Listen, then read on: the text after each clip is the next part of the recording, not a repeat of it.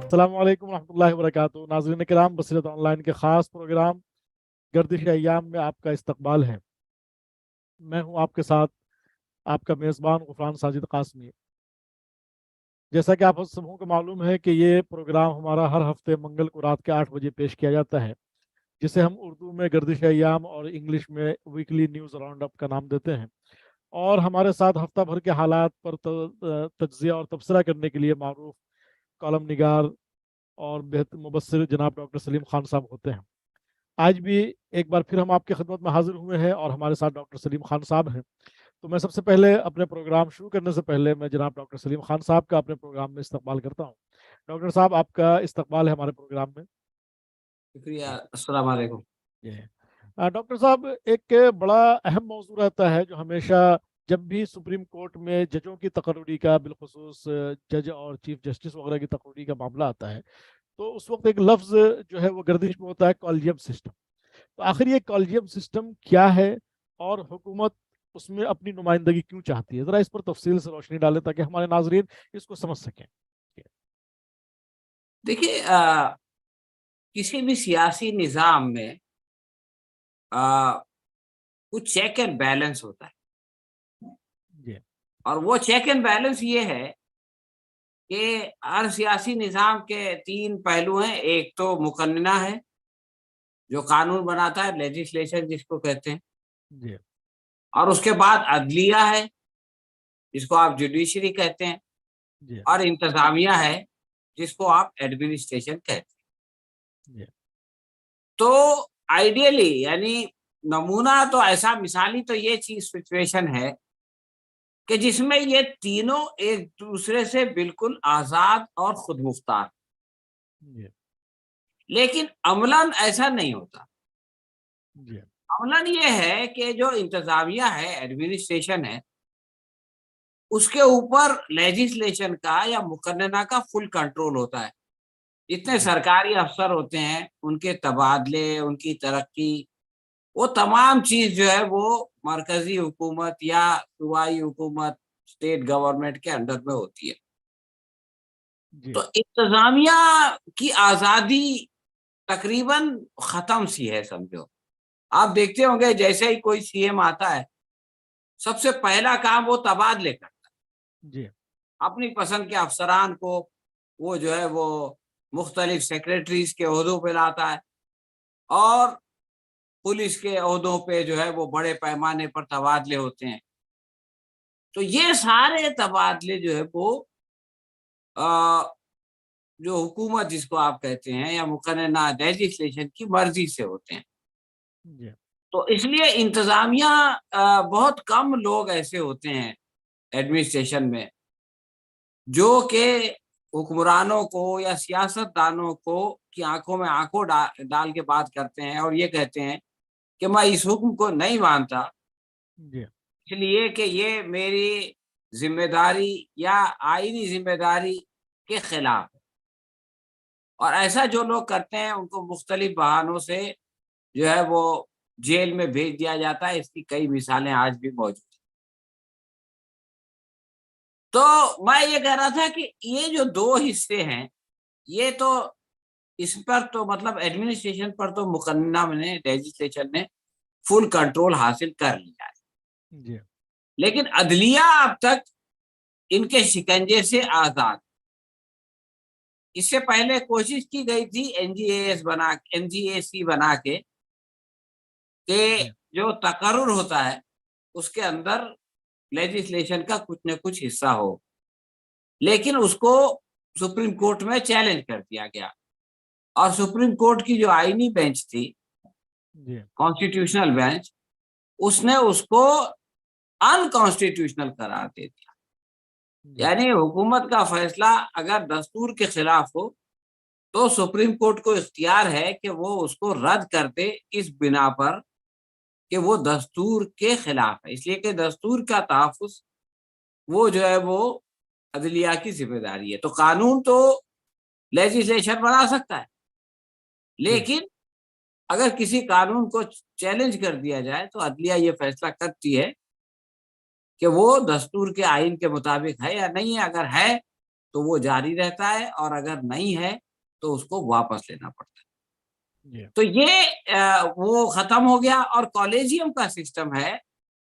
کالجیم میں جو عدالت کے لوگ ہیں, سپریم کورٹ کے لوگ ہیں, وہ لوگ آپس میں مشورے سے طے کرتے ہیں مختلف ججوں کا تقرر, اور اس کا نفاذ سرکار کی مرضی سے ہوتا ہے. یعنی سرکار کے پاس وہ لسٹ بھیجی جاتی ہے, سرکار عام طور سے اس کو ایز اٹ از قبول کر لیتی ہے, یا پھر یہ کہ واپس بھیج دیتی ہے غور و خوض کے لیے.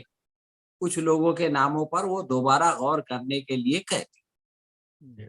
یہ سرکار کا حق ہے. لیکن اگر کالجیم والے پھر سے غور کر کے اسی نتیجے پہ پہنچے, اب سرکار سے ایگری نہ کرے, سرکار سے اتفاق نہ کرے, تو یہ کالجیم کا حق ہے. اور اس کے بغیر عدلیہ خود مختار نہیں رہ سکتا.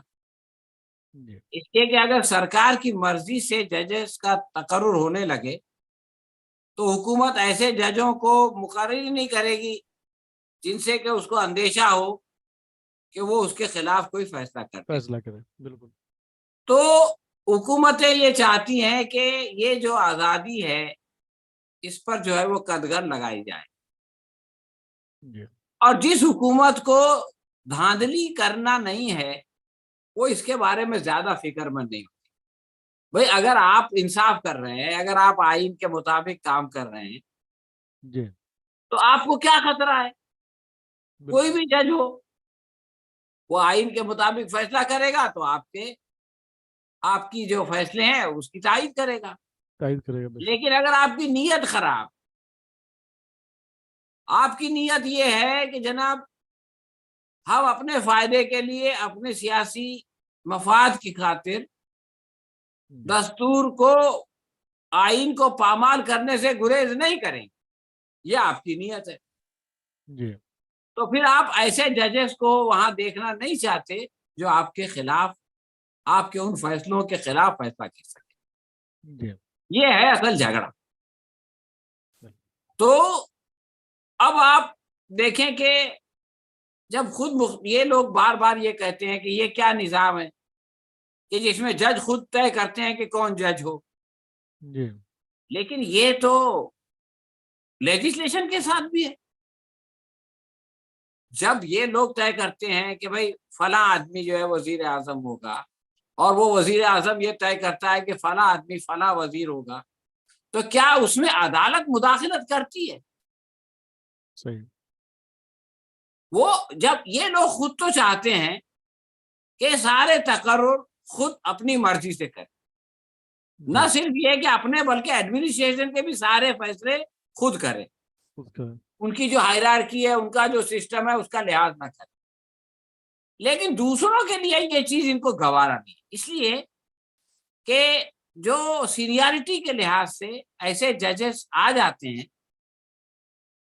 جو ان کی مرضی کے خلاف, ان کی دھاندلی کے خلاف ان کو لتاڑتے ہیں اور کئی مرتبہ فیصلے بدل دیتے ہیں. ہائی کورٹ کے فیصلے سپریم کورٹ میں آ کے بدل دیے جاتے ہیں.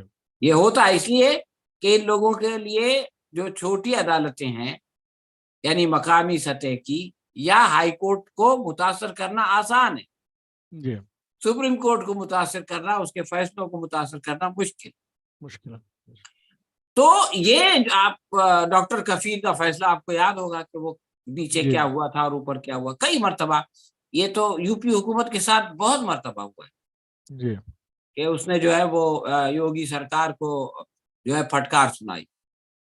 تو یہ لوگ اس پھٹکار سے پریشان ہیں. اس طرح سے دوسرے ادارے ہیں, مثلا انہوں نے جو ہے وہ ای ڈی کو اپنا اعلی کار بنا لیا اور سی بی آئی کو اپنا اعلی کار بنا لیا, یہاں تک کہ الیکشن کمیشن کو اپنا اعلی کار بنا لیا. این ایچ آر سی جو یہ حقوق انسانی کا ادارہ ہے, اس میں جو ہے وہ اپنے پسندیدہ لوگوں کو اس کا سربراہ بنا کے اس کو اپنی مرضی سے استعمال کرتے ہیں. تو یہ چاہتے ہیں کہ عدالت بھی اسی طرح ان کے تحت آ جائے.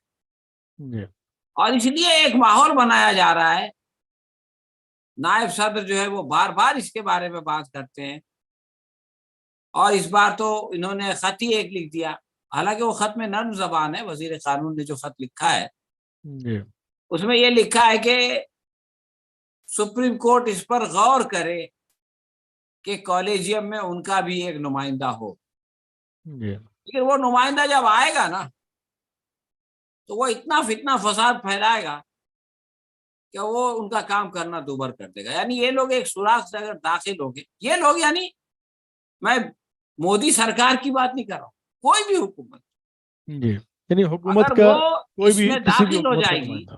جی اور اس کی مرضی سے جو ہے وہ ججوں کا تقرر ہونا شروع ہو جائے گا تو پھر حکومت کی جو دھاندلی ہے اس کے خلاف کوئی فیصلہ نہیں آئے گا، اور عوام کو اس کی وجہ سے انصاف نہیں ملے گا، ان کے حقوق پامال ہوں گے. تو اس لیے ضروری ہے کہ عدلیہ کی خود مختاری کو انٹیکٹ رکھا جائے، اور حکومت جو در اندازی کرنے کی کوشش کی جا رہی ہے اس کو ریزسٹ کیا جائے. جی تو ابھی تک تو یہ ہو رہا ہے کہ سپریم کورٹ کے ججز اس کی مزاحمت کر رہے ہیں، کب تک کر سکیں گے یہ نہیں کہہ سکتے، وہ کامیاب بھی ہوں گے، ہم امید کرتے ہیں کہ وہ کامیاب ہوں، جی اور ان کے اوپر اثر انداز ہونے کی جو بھی کوشش ہے وہ ٹھیک نہیں ہے، اس کو ناکام ہونا چاہیے.